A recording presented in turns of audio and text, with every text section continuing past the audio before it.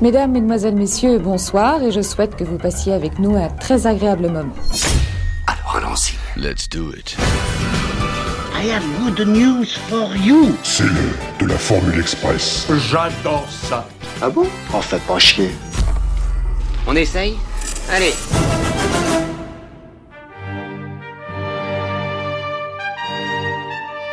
Salut à tous et à toutes et bienvenue à Retour à l'écran express. C'est moi Mick qui aujourd'hui vais vous raconter par le menu la fabrication d'un chef-d'œuvre incontournable du cinéma français. Primé aux Césars, aux Oscars, à Cannes, c'est un rock, c'est un pic, c'est un cap, que dis-je, c'est un cap, c'est une péninsule. Je veux bien sûr parler de l'adaptation de Cyrano de Bergerac par le méticuleux Jean-Paul Rapneau avec l'immense Gérard Depardieu. Un film sorti en France le 28 mars 1990, le même jour que la comédie Allô maman ici bébé avec John Travolta, et aussi le film d'action Tango et Cash avec Stallone et Kurt Russell. Un long métrage hors norme qui a failli ne jamais voir le jour tant l'exigence était élevée et le budget conséquent. On va voir ensemble que ce classique instantané doit sa qualité formelle et narrative à l'investissement de son équipe 4 étoiles guidée par la pugnacité de son réalisateur. Et à la fin de l'envoi, je touche. J'aime, mais c'est forcé. La plus belle qui soit. Je m'exalte, j'oublie, et j'aperçois soudain l'ombre de mon profil sur le mur du jardin. Roxane, je voudrais...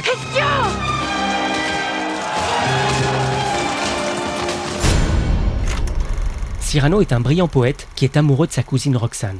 Malheureusement, il est tellement complexé par son nez, qui est très grand, qu'il n'ose pas avouer son amour à la jeune femme. Par ailleurs, le comte de Guiche, un noble très puissant, est également amoureux de Roxane. Il souhaiterait l'épouser, mais elle se refuse systématiquement à lui. Il faut dire qu'elle n'est pas insensible au charme de Christian, un jeune et beau soldat qui est également attiré par Roxane.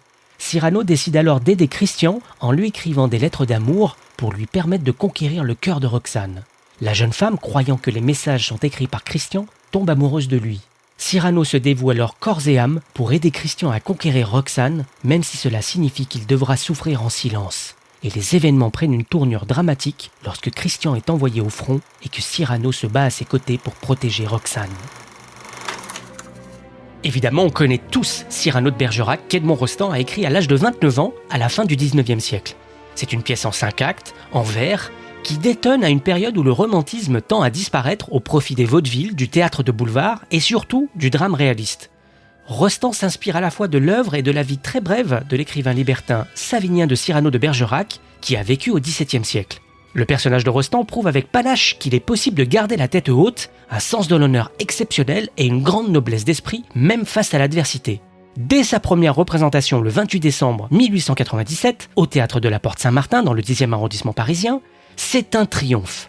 Cette pièce de théâtre tombe à pic pour remonter le moral d'une France encore traumatisée et humiliée par la perte de l'Alsace-Lorraine en 1870. À tel point qu'Edmond Rostand est même décoré commandeur de la Légion d'honneur le 1er janvier 1898, soit 4 jours après la première de la pièce. C'est aujourd'hui l'une des pièces les plus populaires du théâtre français, traduite dans plusieurs langues et qui a un succès universel. Envoie, prince, demande à Dieu pardon. Je carte du pied, j'escarmouche, je coupe, je pince et là-dedans. À la fin de l'envoi, je dis... Et justement, durant la Deuxième Guerre mondiale, Jean-Paul Rapneau n'a pas encore 10 ans lorsqu'il se rend pour la première fois de sa vie à la Comédie Française. Il assiste à une représentation de Cyrano de Bergerac, avec André Bruneau dans le rôle titre et mise en scène par Pierre Dux. L'occasion pour le jeune Auxerrois de découvrir Paris, le théâtre et Cyrano. Un triple choc dont il avoue ne s'être jamais totalement remis. Une fois chez lui, comme beaucoup de gens de sa génération, le petit Jean-Paul apprend par cœur tous les morceaux de bravoure de la pièce. Il se met à faire du théâtre. Son premier contact avec le cinéma se fait après la Libération, et particulièrement du cinéma américain. Un des premiers films qui le marque, c'est le Robin des Bois de Michael Curtis avec Errol Flynn. Voyez la bienvenue à Sherwood, gentes dames. Comment, messieurs Charles, vous ne me savez même pas, comme c'est curieux. Vous aviez pourtant juré que si vous me retrouviez, vous me feriez un accueil plus chaud. Et cette passion devient plus forte que le théâtre. Il passe son temps au cinéma. Il est un membre actif du ciné-club d'Auxerre et un jour, il découvre Citizen Kane d'Orson Welles. Et là, c'est le déclic pour Jean-Paul Rapneau. Il fera des films. Ses parents lui offrent une caméra 16 mm le jour où il obtient le bac. Il se met à faire un court-métrage, puis il monte sur Paris où il tourne un deuxième court-métrage. Et dans les années 50, il débute dans le cinéma comme assistant réalisateur pour Molinaro, Dreville, avant de rapidement devenir scénariste. C'est lui qu'on retrouve derrière des films comme Signé Arsène Lupin d'Yves Robert, Zazie dans le métro de Louis Malle, ou encore L'homme de Rio de Philippe de Broca avec Jean-Paul Belmondo. Écoute, un déserteur qui voyage dans une voiture volée avec une hystérique, de deux choses l'une. Ou c'est un névropathe, ou c'est un blasé, choisis. Avance. Si je veux. Bon, je descends. Pas descendre. Pourtant, il a toujours eu en tête de réaliser. Et c'est son ami Alain Cavalier qui le pousse à écrire ce qui devient son premier long-métrage, La vie de château, qui sort en 1966. C'est une comédie romantique qui se déroule pendant la Deuxième Guerre mondiale avec Philippe Noiret, Catherine Deneuve et Pierre Brasseur. Avec 1 700 000 entrées au compteur, le film est un succès public. Les critiques aiment également le film qui reçoit aussi le prestigieux prix Louis Deluc, l'équivalent du prix Goncourt. Oh, voilà, vous n'avez pas honte à votre âge, hein? Alcoolique, sac à main, hein? Bougez pas et donnez-moi la grenade. Vous êtes fous? Non, un instant, messieurs! Jean-Paul Rapneau, c'est un réalisateur méticuleux qui prend son temps pour peaufiner ses films. Il s'écoule 5 ans entre La vie de château et son deuxième film Les mariés de l'an 2 avec Jean-Paul Belmondo et Marlène Jobert. Il lui faut à nouveau 4 ans pour enchaîner sur Le Sauvage en 1975 où il retrouve Catherine Deneuve face à Yves Montand. Et 7 ans plus tard, il livre Tout feu, tout flamme avec à nouveau Yves Montand mais cette fois aux côtés d'Isabelle Adjani et qui sort en janvier 1982.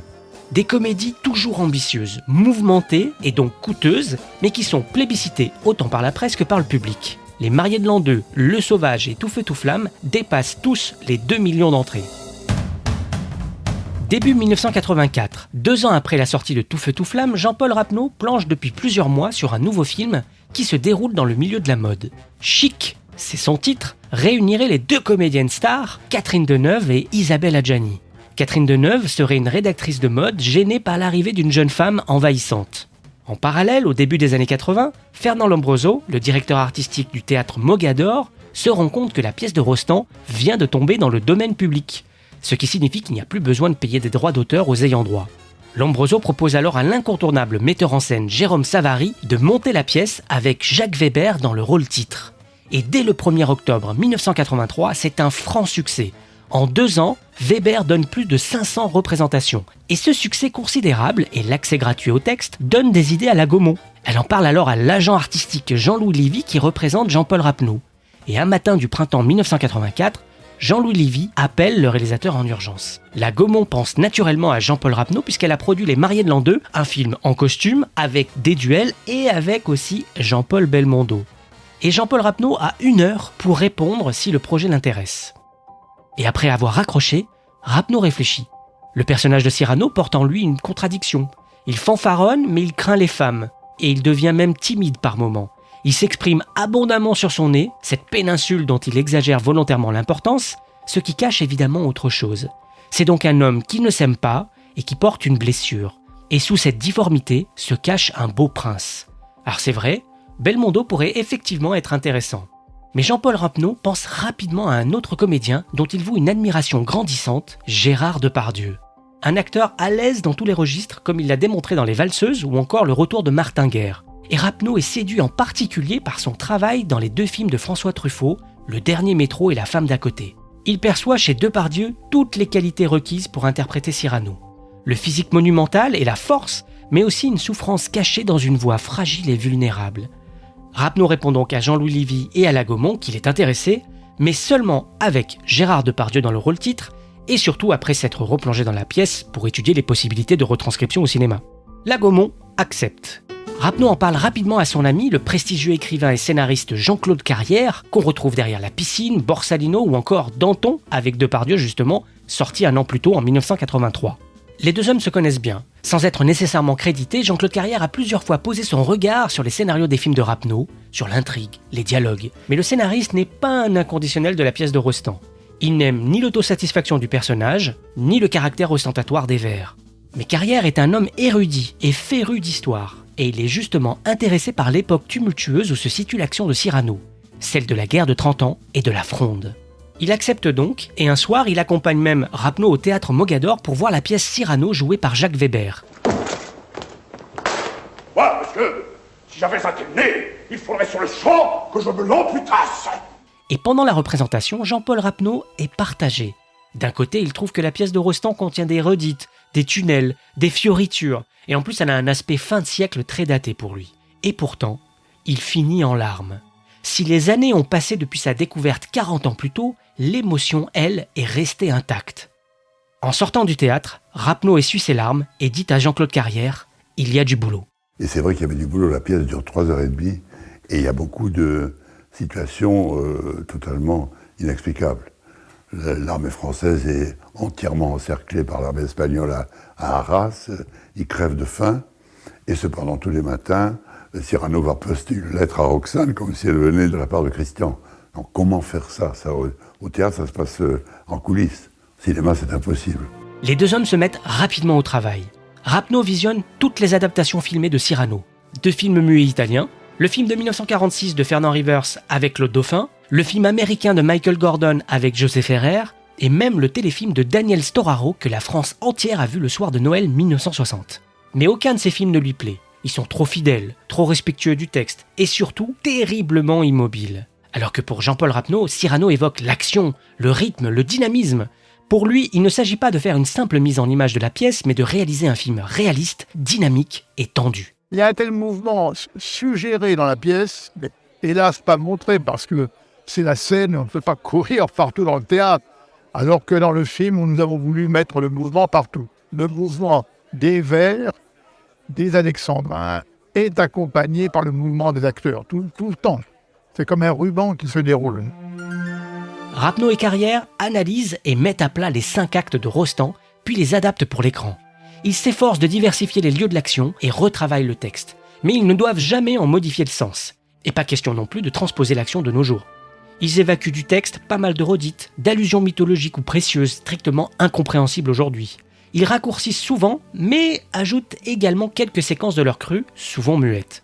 Ils rendent également Cyrano plus humain et conservent le paradoxe séduisant du personnage, à la fois militaire, responsable de l'ordre et partisan de la discipline, mais aussi poète qui ne supporte pas l'ordre que le militaire lui impose. Cyrano incarne parfaitement cette contradiction de l'ordre et du désordre. Pour Rapneau et Carrière, ce thème de l'être et du paraître est admirable et le sacrifice de Cyrano va bien au-delà du mélodrame. Enfin, tu conviendras. Eh bien oui, c'est mon vice. Déplaire est mon plaisir, j'aime qu'on me haïsse. Si tu laissais un peu ton âme mousquetaire, la fortune et la gloire... Et que faudrait-il faire? Chercher un protecteur puissant? Prendre un patron? Et comme un lierre obscur qui circonvient un tronc et s'en fait un tuteur en lui laissant l'écorce? Grimper par ruse au lieu de s'élever par force? Non, merci. Il cherche également à redonner de l'éclat aux autres personnages qui paraissent souvent bien pâles aux côtés de Cyrano. Ils reconstruisent et renforcent donc le personnage de Christian, et Roxane, qui est souvent interprétée au théâtre par des dames d'un certain âge jouant les coquettes, redevient ce qu'elle est vraiment, une jeune fille sensible qui a lu trop de livres. Une femme amoureuse sans le savoir de 2 hommes, d'une voix qui s'exprime et d'un corps qui paraît. Et bien sûr, toutes ces transformations nécessitent une réécriture en vers. Jean-Claude Carrière écrit une bonne centaine d'alexandrins, avec uniquement des mots employés par Rostand, ça c'est très important pour lui. Et c'est comme ça qu'il réduit parfois 2 pages entières de la pièce à seulement 6 alexandrins. Rapneau, lui, voit ces alexandrins qui courent le long des scènes comme une musique, une sorte d'opéra verbal. Pour lui, ces vers disloqués, hachés, acrobatiques, ces rimes extravagantes seront d'étonnants dialogues de cinéma. D'ailleurs, durant l'écriture, Rapneau demande à Depardieu de s'enregistrer jouant tous les rôles de la pièce, y compris féminins, ce qui sert de guide aux 2 scénaristes en termes de tempo et d'émotion. Et enfin, comme un souvenir de sa propre enfance, Rapneau s'arrange pour que le film démarre sur le regard d'un enfant. Dans ma tête, je me suis dit, mais c'est possible au fond, de commencer avec l'histoire d'un enfant qui va pour la première fois au théâtre et qui voit le vrai personnage de Cyrano. Donc j'ai vraiment eu le sentiment, c'est quand j'écrivais, de le raconter comme j'étais le narrateur, l'enfant narrateur. À la fin de l'été, Rapneau rend ce premier traitement à Alain Poiret, le patron de la Gaumont, et le réalisateur explique sa vision. Ce sera en alexandrin, mais pas du théâtre filmé, non. Ce sera un grand film, visuellement superbe, au moins aussi beau qu'Amadeus, actuellement en salle, voire même plus fort. Mais Miloš Forman a eu un budget de 18 millions de dollars pour son génial biopic sur Mozart. À titre de comparaison, Gremlins, sorti la même année, en a coûté 11. Et à cet instant, Alain Poiret se souvient que le tournage des Mariés de l'an 2 avait été bien plus long que prévu et que la Gaumont avait dû se battre pour que Rapneau tienne son budget dans les limites du raisonnable. Et devant les ambitions affichées pour Cyrano, le producteur prend peur et quelques jours plus tard, le projet est finalement abandonné. Et il va rester en sommeil pendant 3 ans. Nous sommes en 1987. Rapneau est retourné à l'écriture de Chic, son projet avec Deneuve et Adjani, mais il ne connaît pas bien le milieu de la mode et il a du mal à en retranscrire l'atmosphère. En plus, si Adjani aime beaucoup le scénario, Deneuve, elle, est plus mitigée. Bref, le développement patine un peu. Depardieu, de son côté, a depuis enchaîné Police de Piala, Jean de Florette de Claude Berry et Tenue de soirée aux côtés de Michel Blanc et Miu Miu. Le film de Bertrand Blier a été sélectionné à Cannes l'an passé et permet même à Michel Blanc de recevoir le prix d'interprétation masculine. Tenue de soirée a aussi cumulé 3 millions de spectateurs et 7 nominations au César. Même s'il repart bredouille, c'est un franc succès public autant que critique.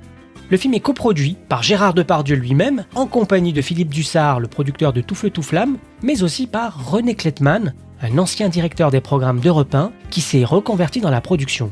Le sulfureux La femme publique de Zulawski et La liste noire, un polar avec Annie Girardot, sont les 2 premières productions de sa société Hachette Première, une filiale du groupe éditeur de livres. Et enfin, depuis Tenue de soirée, Klettmann s'entend à merveille avec Depardieu. Et au printemps 1987, René Klettmann prend un déjeuner avec Jean-Louis Livy, l'agent artistique à la fois de Rapneau et de Depardieu. Et au milieu du repas, Jean-Louis Livy dit « À propos René, Cyrano de Bergerac, Jean-Paul Rapneau ?» La question sonne comme une évidence dans l'oreille de Klettmann. Un déjeuner est alors organisé entre Klettmann et Rapneau, qui s'entendent à merveille. Il parle de Depardieu qui n'a pas oublié le projet et qui donne immédiatement son accord. Mais le projet est toujours aussi ambitieux, et René Klettmann est moins chevronné qu'Alain Poiré de la Gaumont. Il a donc besoin d'une coproduction. Il pense alors à son confrère Michel Seydoux, fondateur de la société Camera One en 1971, qui a coproduit des films comme le Don Giovanni de Joseph Losey. Et Michel Seydoux, c'est le petit frère de Nicolas Seydoux, le PDG de la Gaumont, et de Jérôme Seydoux, qui sera quelques années plus tard, lui, le PDG de Pathé. Tout comme Rapneau, Michel Seydoux a vu Cyrano à la Comédie Française lorsqu'il était jeune, ainsi que la pièce avec Jacques Weber. Et il partage le sentiment général que la pièce doit être dépoussiérée, et il est également séduit par l'association Cyrano-Rapneau-Depardieu et l'ambition formelle du film. Cette fois, ça y est, le projet est réellement lancé. Embrasse-moi, monsieur, brave. Ah, ça m'est... Très brave, je préfère. Me direz-vous? Embrasse-moi, je suis son frère. De qui? Mais d'elle. Hein? Mais de Roxane. Si elle vous, son frère? Ou tout comme. Un cousin. Fraternel. Elle vous a... Tout dit. M'aime-t-elle? Peut-être. Comme je suis heureux, monsieur, de vous connaître. Voilà ce qui s'appelle un sentiment soudain. Le budget du film est estimé à 100 millions de francs, soit 15 millions d'euros. Et avec l'inflation, ça revient à environ 26 millions d'euros d'aujourd'hui. Une somme importante compte tenu du pari risqué d'un film avec des dialogues en vers, mais qui est aussi nécessaire face à l'ambition formelle du projet. Les décors du film sont confiés à l'italien Ezio Frigerio, à qui l'on doit par exemple ceux du film de Bertolucci, 1900. Cyrano le film doit reconstituer le Paris du XVIIe siècle et se tournera aux 4 coins de la France.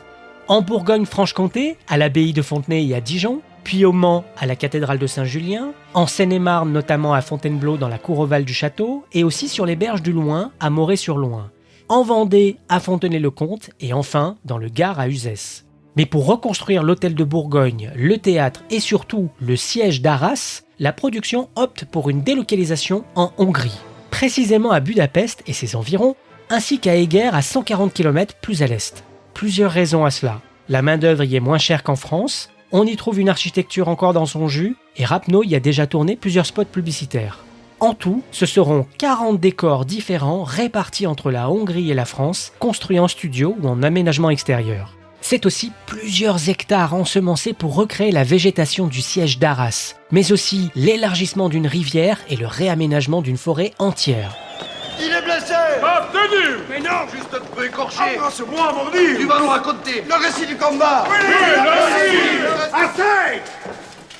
Il faut habiller également 2000 acteurs et figurants, donc 2000 costumes dont la moitié ont été spécialement conçus pour le film. C'est la créatrice de costumes Franca Squarciapino, conjointe du chef décorateur avec qui elle travaille régulièrement, qui est chargée de cette mission colossale. L'atelier de costumes fait travailler 50 personnes pendant 5 mois pour la confection de la garde-robe. Et Franca Squarciapino excelle dans le mélange de belles étoffes en soie, en velours et en dentelle.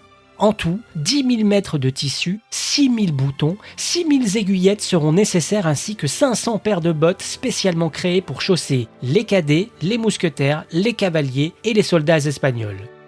À propos de soldats, ce sont plus de 1000 armes qui sont nécessaires. 300 épées, 500 piques, 150 mousquets, 100 pistolets, mais aussi 2 obusiers et une dizaine de canons. Pour parfaire les costumes, les perruques et les coiffures sont créées par le Canadien Paul Leblanc, qui a obtenu l'Oscar pour son travail sur Amadeus. Dites-moi, pourquoi vous regardez mon nez? Moi? Qu'a-t-il d'étonnant? Votre grâce se trompe. Est-il molle et ballon, monsieur, comme une trompe? Mais tu portais les yeux, j'avais su me garder. Et pourquoi, s'il vous plaît, ne pas le regarder? J'avais. Il vous dégoûte, alors? Monsieur. Malsaine vous semble sa couleur? Monsieur. Sa forme obscène? Pas du tout. Pourquoi donc prendre un air dénigrant? Peut-être que monsieur le trouve un peu trop grand? Je le trouve petit, tout petit, minuscule. Hein? Comment? M'accuser d'un pareil ridicule petit, mon nez? Oh là! Ciel! Énorme, mon nez!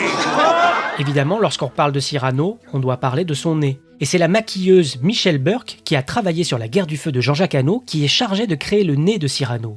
Un postiche ajusté précisément sur le nez de Depardieu. Et tout le monde a un avis sur sa longueur. Pas grossier, pas trop long, pas trop court. La sculpture est évaluée au millimètre près. Ensuite, le postiche doit être changé chaque jour. Donc on fait un tirage dans une centaine d'exemplaires pour couvrir la totalité du tournage. C'est un roc! C'est un pic! C'est un cap! Que dis-je? C'est un cap! C'est une péninsule! En parallèle, le casting est lancé et c'est la comédienne Anne Brochet, 23 ans, qui est choisie pour interpréter la distinguée Roxane. Elle a été révélée par le film de Claude Chabrol, Masque, en 1986, qui lui vaut d'ailleurs une nomination au César du meilleur espoir, et puis par la suite elle donne la réplique à Patrick Bruel dans La Maison assassinée de Georges Lautner en 88. Voilà, j'aime quelqu'un. Qui ne le sait pas d'ailleurs. Pas encore. Mais qui va bientôt le savoir s'il l'ignore. Un pauvre garçon qui jusqu'ici m'aima timidement, de loin, sans oser le dire. Laissez-moi votre main, voyons, elle a la fièvre. Mais moi, j'ai vu trembler les aveux sur sa lèvre. Et figurez-vous, tenez que... Justement, oui, mon cousin. Il sert de votre régiment. Puisqu'il est cadet de votre compagnie.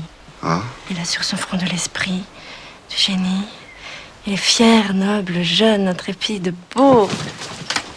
Beau? Quoi qu'avez-vous? Moi? Rien. Pour interpréter le personnage de Christian de Neuvillette, le bel amoureux, c'est le jeune acteur montant Vincent Pérez qui est retenu. On l'a vu dans Gardien de nuit de Jean-Pierre Limousin, Hôtel de France de Patrick Chéreau ou encore La Maison de Jade de Nadine Trintignant. Pour incarner le comte de Guiche, à la fois damné par Roxane et subjugué par son adversaire Cyrano, la production contacte Jacques Weber. Ouais, celui qui a triomphé sur scène en Cyrano. Mais Jacques Weber hésite. Et c'est Depardieu lui-même, avec qui il a joué dans Rive droite, Rive gauche de Philippe Labro, qui le convainc. Pour finir, citons également Roland Bertin de la Comédie Française, et qu'on a pu voir dans L'Homme blessé de Patrice Chéreau, qui va incarner le restaurateur et poète Ragueneau. Une recette en verre! Écoutez, mes amis. Oui, nous t'écoutons. Je dîne. Comment on fait les tartelettes amandines? Battez pour qu'ils soient mousseux quelques œufs. La pré-production avance bien.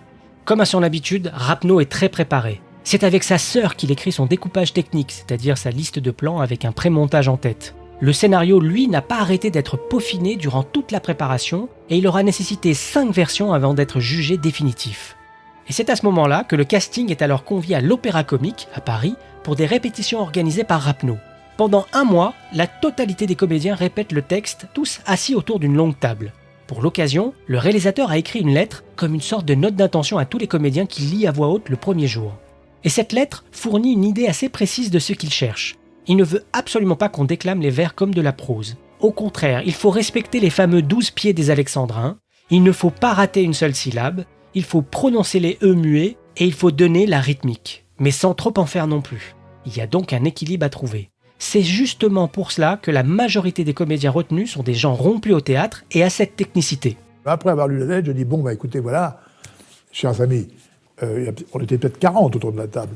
Alors, on va lire dans l'ordre. Chacun va lire la réplique qui lui est consacrée. Et très vite, je crois dans les premières secondes, arrive le personnage d'un garçon qui s'appelle Linière dans la pièce et qui est joué par, on avait distribué ça à Jean-Marie Vinling, et qui dit la première vraie réplique de la pièce, « Ragueneau, mon ami, pâtissier des poètes ». Il est un peu ivre. Bon. Alors, il le dit d'une manière parfaite pour les vers, mais en plus avec une humanité, une drôlerie.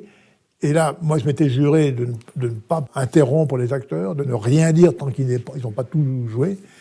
Et là, j'ai dit, stop, attendez, excusez-moi, je ne devrais pas prendre la parole, mais là je voulais vous dire, parce que c'est ce qu'on cherche, ce qu'il faudrait que ce soit, c'est exactement ça. C'est exactement ce que vient de faire monsieur. Cela dit, au bout de 2 semaines de répétition, Gérard Depardieu en a un peu marre. Je crois que c'est Gérard lui-même qui a fini par dire « Bon, alors là, on va pas répéter sans cesse. Ou alors on amène une caméra, on fait le film.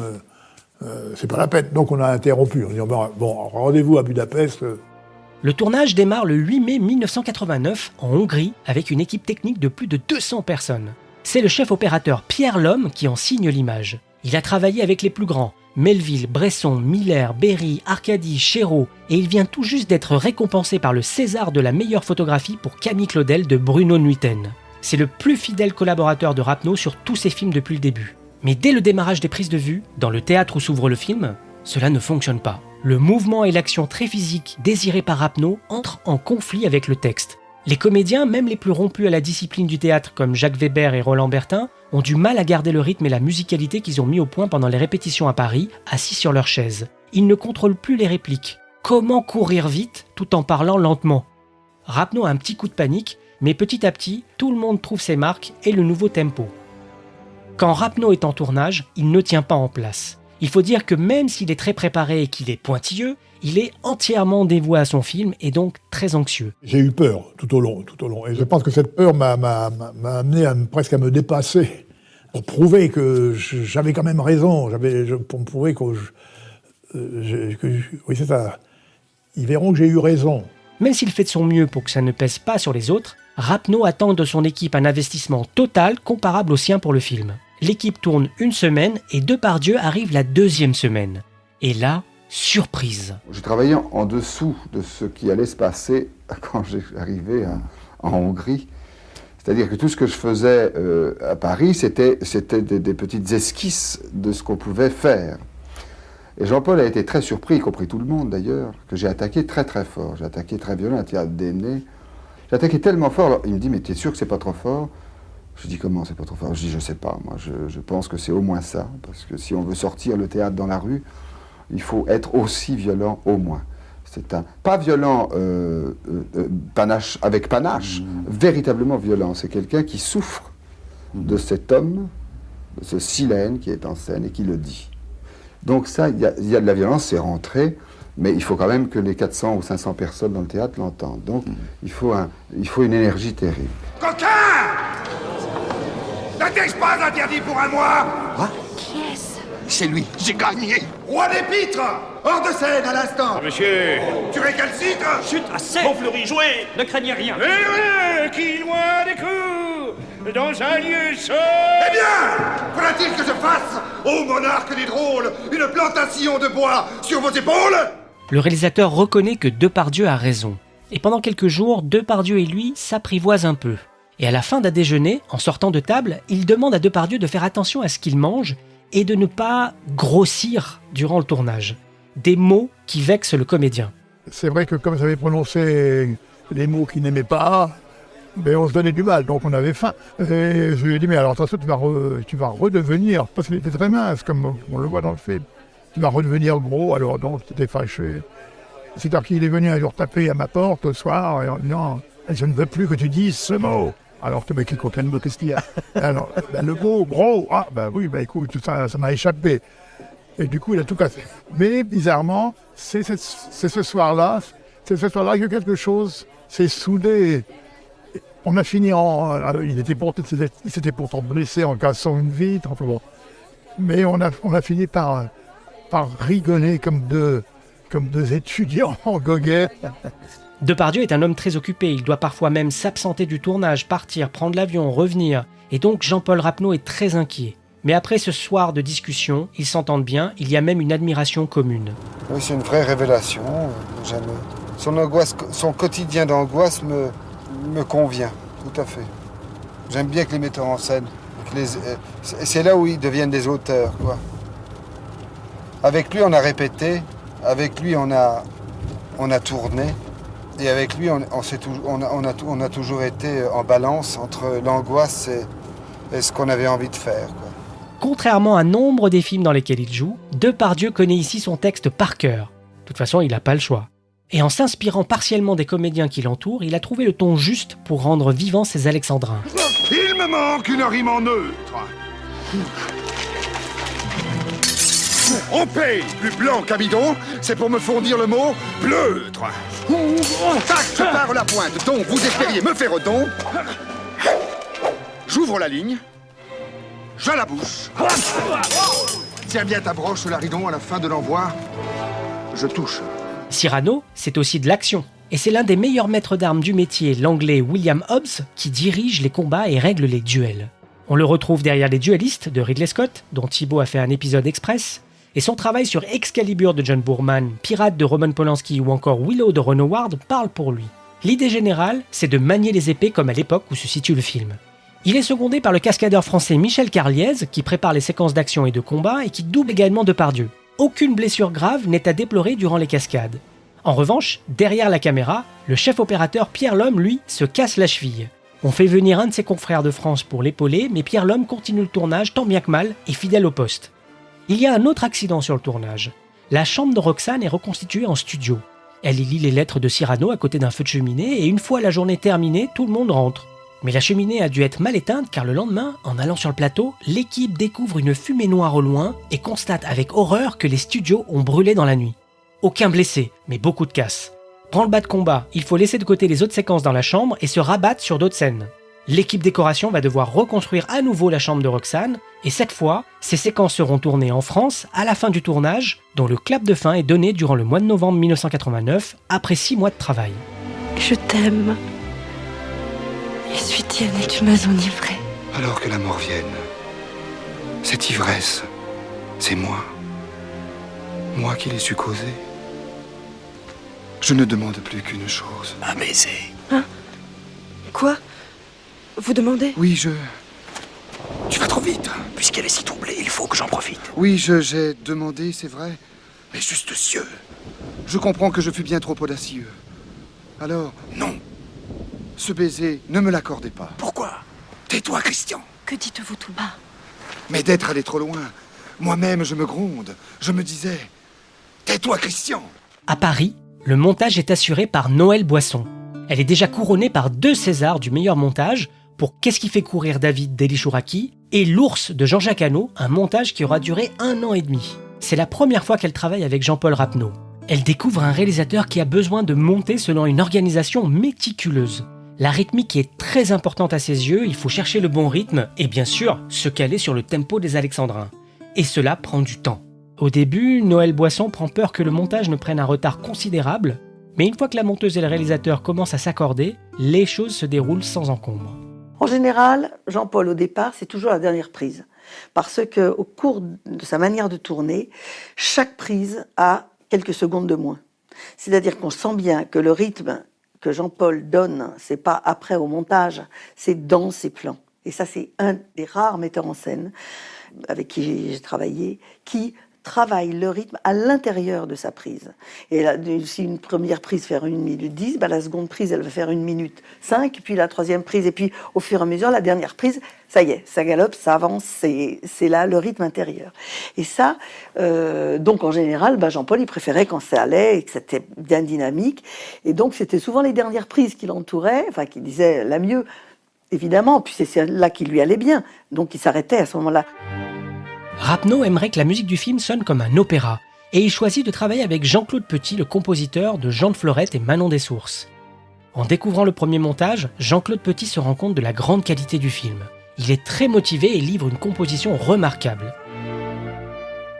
La post-production se termine et Jean-Claude Carrière se souvient de la première projection privée du film terminé. On était, je crois, 5. C'était la première projection avec Jean-Paul, le monteur, le producteur et, je crois, le musicien. Ça a été un silence pendant tout le film. Et à la fin, on s'est regardé. On s'est dit, c'est pas mal quand même. On avait l'impression qu'on avait tous fait notre meilleur travail, y compris le décorateur, y compris Gérard, qui est magnifique dedans. C'était un silence à la fin. On s'est tous levés, presque sans rien dire, mais avec une espèce de satisfaction intérieure, qui par la suite ne s'est pas démentie. Et effectivement, le film est très bien reçu. 4 700 000 spectateurs se précipitent en salle. Le film est 3e au box-office français annuel, dépassant même Ghost, Nikita, Allô maman ici bébé, Pretty Woman et Chérie j'ai rétréci les gosses. Alors que le film est déjà sorti en salle, il est programmé au Festival de Cannes où Gérard Depardieu reçoit le prix d'interprétation masculine. Plus tard, le soir du 9 mars 1991, Cyrano reçoit 10 Césars sur 13 nominations. Meilleur film, meilleur réalisateur, meilleure musique, photographie, décor, costume, montage, son et Depardieu et Jacques Weber sont également couronnés. Nous avons l'air là de remporter une sorte de victoire, mais pour moi, c'est une victoire de toute notre profession. Le cinéma français est vivant. Il ne doit pas douter de lui-même comme il le fait trop souvent. Nous savons faire des films. Nous savons aussi les produire. Et à cette occasion, je voudrais vous présenter deux hommes qui ont eu l'audace de produire ce film. Et il fallait de l'audace il y a 2 ans, à l'époque où on n'y croyait pas trop autour de nous. Et ces 2 hommes sont René Klethman et Michel Seydoux, mes producteurs, mes amis. Et le film est couvert de distinctions dans le monde. De l'autre côté de l'Atlantique, le film de Rapneau obtient le Golden Globes du meilleur film étranger et même 5 nominations aux Oscars, avec à la clé celui des meilleurs costumes. Gérard Depardieu, lui, devient une star à Hollywood. Il obtient le Golden Globes du meilleur acteur dans une comédie pour Green Card, mais rate l'Oscar pour Cyrano. En 1995, Cyrano reçoit également le César des Césars. Le Cyrano de Bergerac de Jean-Paul Rapneau est à juste titre considéré comme un classique instantané. Et pour l'anecdote, en 1989 et 90, Jean-Paul Belmondo finit par interpréter Cyrano lui aussi, mais au théâtre, dans une mise en scène de Robert Hossein. Alors moi j'ai vu le film à sa sortie au cinéma alors que j'étais au collège, en 3e, option art plastique, et notre prof de français, notre prof principale, Madame Joyeux, nous faisait lire la pièce de Rostand à l'époque, et évidemment elle a organisé une sortie au cinéma, le cinéma Gaumont-Gambetta à Grenoble, un cinéma qui a aujourd'hui disparu au profit d'un supermarché, signe des temps. Et je connaissais pas Rapneau et je m'attendais à un film statique, du théâtre filmé, un peu chiant et tout ça. Et en fait, au contraire, je découvre ce film plein de fougue, visuellement superbe, avec un Depardieu habité, passionnant. Et évidemment, comme on l'avait étudié, moi j'avais compris le romantisme de cette histoire, tout ça. Mais je m'attendais pas à oublier les Alexandrins et je m'attendais pas non plus à cette qualité formelle. Et j'en suis ressorti vraiment conquis. J'ai revu le film en VHS avec toujours le même plaisir. D'ailleurs, à ce propos, j'ai pas réussi à retrouver l'info, mais je suis sûr d'avoir entendu Rapneau en parler lors de la sortie VHS. Mais il faut savoir que les films sont tournés généralement à 24 images par seconde, depuis le cinéma parlant, quoi. Et lorsque les films étaient transférés en vidéo, pour les VHS, en DVD, pour les diffusions télé, il fallait modifier leur cadence de lecture, car la vidéo européenne, elle est cadencée à 25 images par seconde. Et donc il en résulte une petite accélération du film qui peut se sentir notamment en écoutant la musique. Et Rapneau trouvait que cette légère accélération déformait le timbre des comédiens et changeait la nature du rythme. Et donc il a forcé les laboratoires à fournir une copie vidéo cadencée à 24 images par seconde, ce qui était très rare, voire peut-être même unique à cette époque, quoi. Pour vous dire un peu l'exigence du bonhomme, qui pouvait se le permettre, vu le succès du film et tout ça.